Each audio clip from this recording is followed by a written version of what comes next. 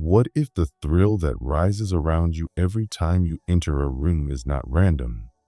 What if it is not just sparks of chemistry or fleeting charm, but the natural result of how you have chosen to carry your fire and keep your horizon?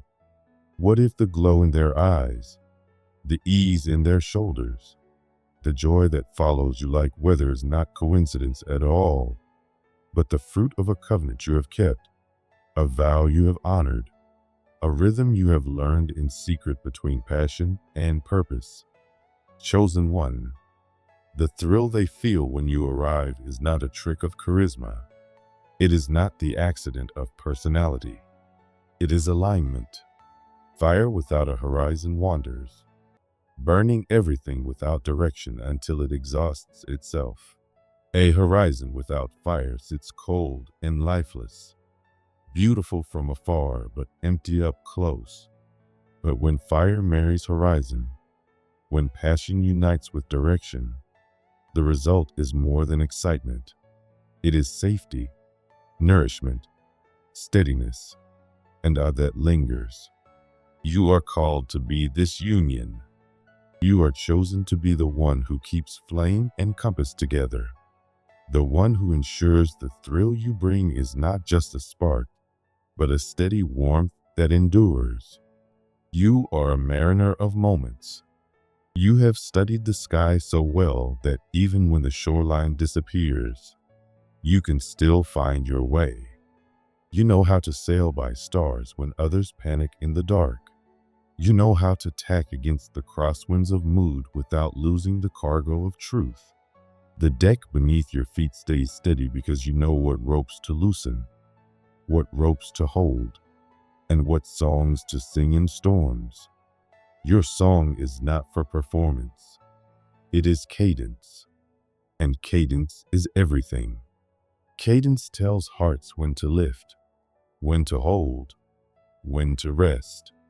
A room that catches your rhythm becomes a ship that stops fearing deep waters. Purpose must be your gyroscope. Do not be tipped by flattery or spun by criticism.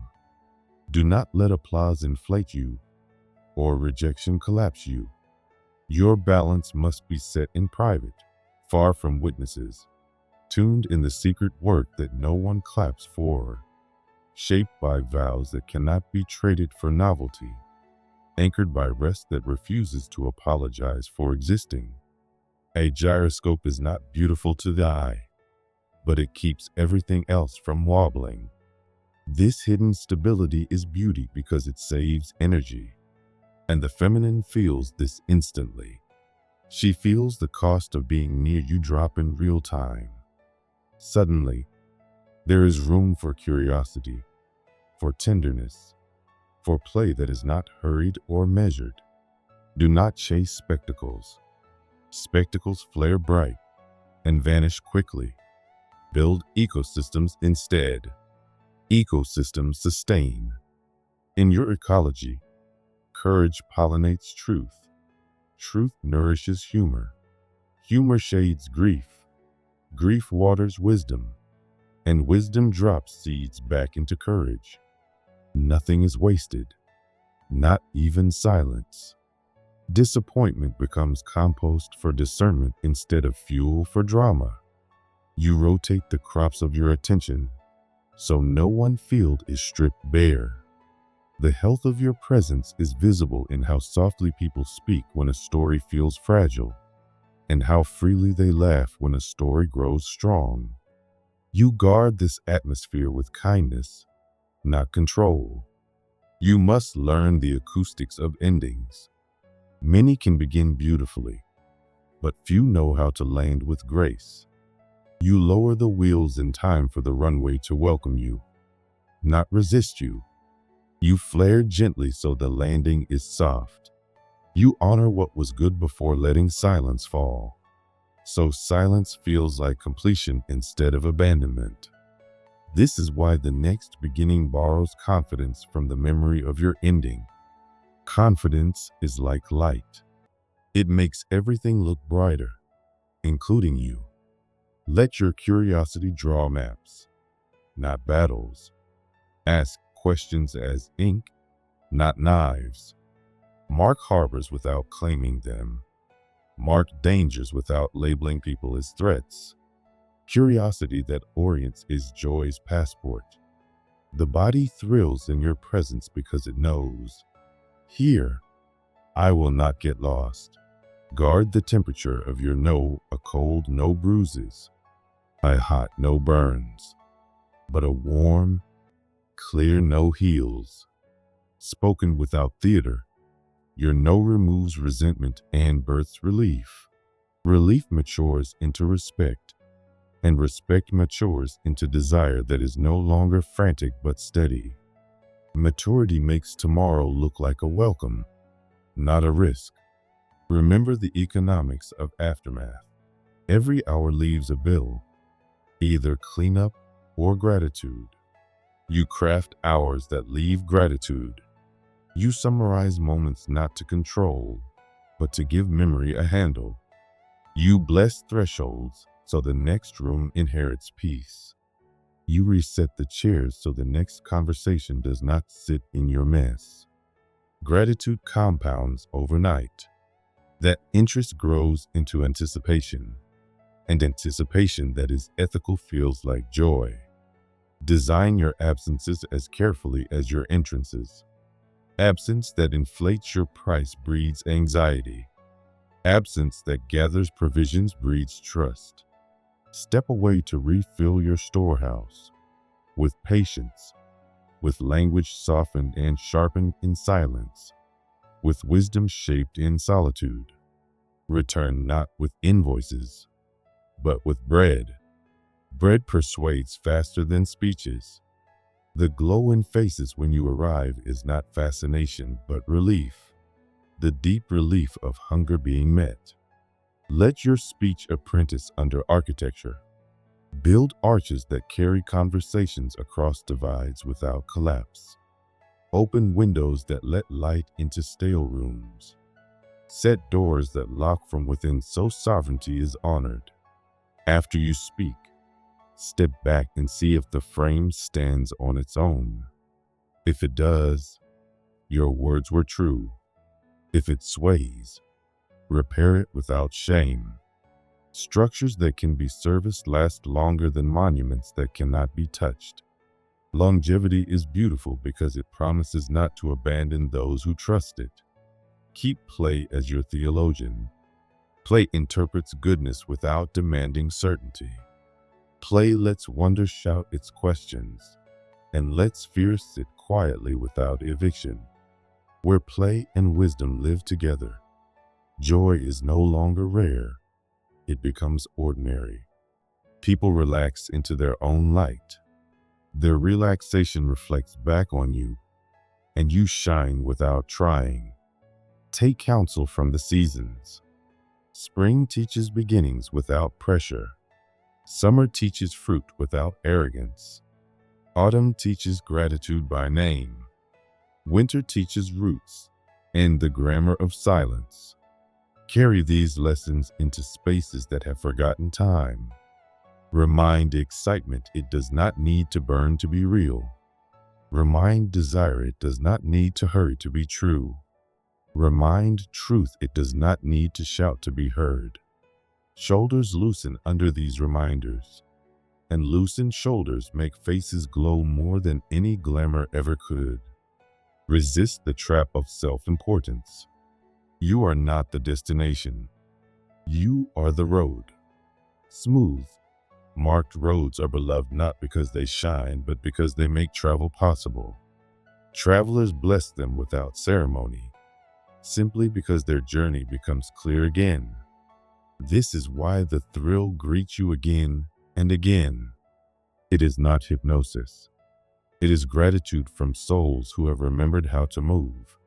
Chosen one, many can spark beginnings, but few can steward echoes. You are called to tend the echo. Your gift is not only to ignite, but to keep wonder from collapsing into worry. You let joy breathe. You smooth frayed edges. You clear the fog from the glass so meaning can pass through. This is not charisma. It is care applied to air. Your energy, braided with reverence, moves like water through irrigation. It nourishes instead of floods. The shy feel safe without being pulled too far. The boastful lower their volume without humiliation. Bodies learn you are not here to harvest them for spectacle. Their relief shows itself as excitement, but it is deeper than thrill. It is trust. You practice pacing like a craftsman tuning an instrument. You do not rush where silence should ring, nor stall where laughter can carry. Your timing shelters comprehension the way shade shelters seedlings. People breathe easier in your rhythm, and that surplus breath colors their faces. They say you glow, but what they see is the weather you keep. Your endings are art. You do not avoid stillness with noisy finales, nor apologize for stopping. You close with clarity that memory can carry into tomorrow. You leave space for hearts to catch up before the hour ends. Doors close with a sound like trust, and the nervous system whispers yes without negotiation. Your absences are part of your presence. You step away not to inflate your worth, but to cool your flame, to listen where you are not the loudest, to gather bread instead of invoices. This rhythm proves that your fire serves the house, not itself, and bodies believe this proof faster than they believe words. You repair like a craftsman, not like a judge. When tones land sharp, you sand the edge with honest acknowledgement. When a boundary sags, you refit it. No theater, only precision. The space grows stronger under your touch. Strength that does not cut is rare. The feminine recognizes it as safety, and safety, when clothed in competence, looks like beauty, tenderness. For you, is accuracy at human volume. You give moments time to arrive. You balance them while they steady themselves. People unhurried become more themselves. A room of selves blooms like a garden, uneven, surprising, alive. They credit the beauty to you because your presence made it possible. Thresholds are your quiet choreography. You enter without annexing. You pivot without spilling. You depart without residue. You close conversations the way a craftsman covers tools. Exact, grateful, unhurried. Invisible kindness compounds into atmosphere. Atmosphere becomes the reason joy gathers around your outline. Guard the commons, where most romance forgets to pay rent. The sink, the schedule, the shared Sabbath that keeps souls from becoming factories. Treat these as liturgy. Liturgy does not beg to be noticed. It begs to be kept faithfully. It tunes rooms to a frequency where truth sounds beautiful. On this frequency, eyes no longer strain to understand you. They relax into seeing, and that relaxation feels like astonishment. Your words carry beams, not confetti. Gratitude that names courage. Apologies that lift dignity. Promises that fit your capacity and are quietly exceeded by devotion. Rooms supported by beams glow differently. Light rests on faces with peace, and it rests on you as gravity, the kind that steadies dances into joy instead of collapse. Remain vowed to be a landscape, not a route. Routes help for a day. Landscapes orient for a lifetime. Landscapes give compasses rest. Landscapes plant trees they may never sit beneath.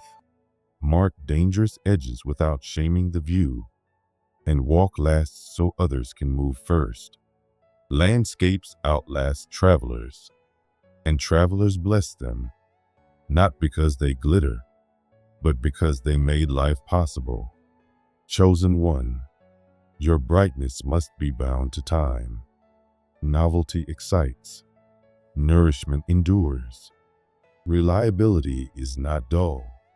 It is sacred geometry, the cathedral of stones placed patiently, the covenant of seasons sharing the year. Your presence becomes seasonal in the holy sense. Spring that begins without pressure. Summer that bears fruit without boasting. Autumn that names gifts without greed. Winter that roots deeply in silence. Let purpose be your north, not your costume. Costumes require applause to make sense. The north makes sense even in fog. You calibrate with habits that do not photograph well. Sleep that keeps your voice gentle. Work that keeps your charm unbribable. Study that keeps you useful. Prayer that keeps your energy under oath. When energy lives under oath, it no longer negotiates with moments but serves them. And people feel the difference. They move from being impressed to being relieved. Relief shines brighter than spectacle. Relieved people glow, and their glow reflects on you.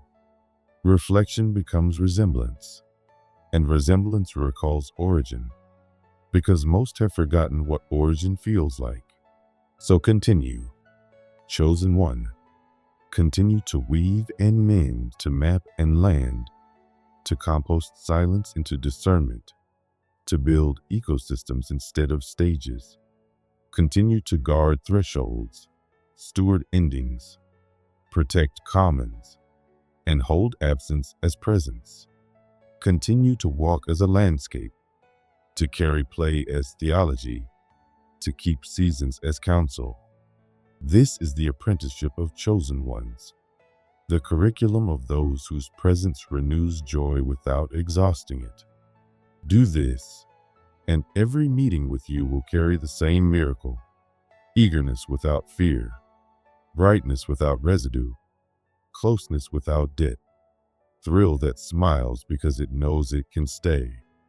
The thrill will no longer be the accident of spark. It will be the fruit of stewardship, the echo of care, the gratitude of souls whispering. Here, life makes sense again. You step away not to stir curiosity, but to expand capacity. You withdraw not to raise questions, but to strengthen yourself. You leave to cool the fire within so it warms and does not scorch, to stretch patience so it can carry others without breaking, to gather words that make shared work lighter.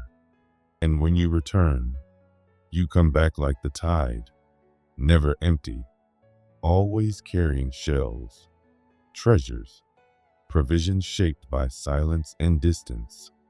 The shore is richer for your rhythm. The feminine reads this rhythm as promise, as covenant, the way water keeps faith with the moon. People do not brighten for fireworks that flare and vanish, but for covenants that remain, because covenants endure when spectacle fades.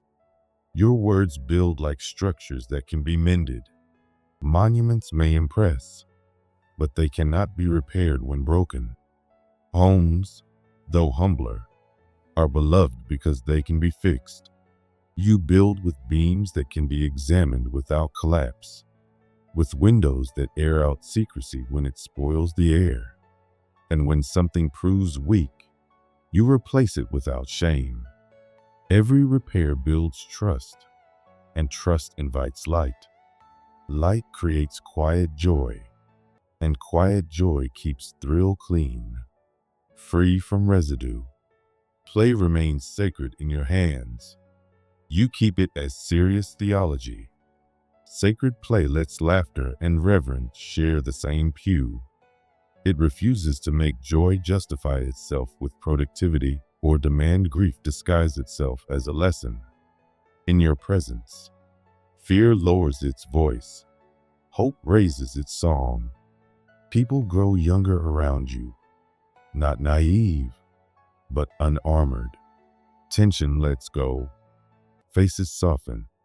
Symmetry returns. The eyes call it attractive. The soul calls it belonging. Your power does not need closeness.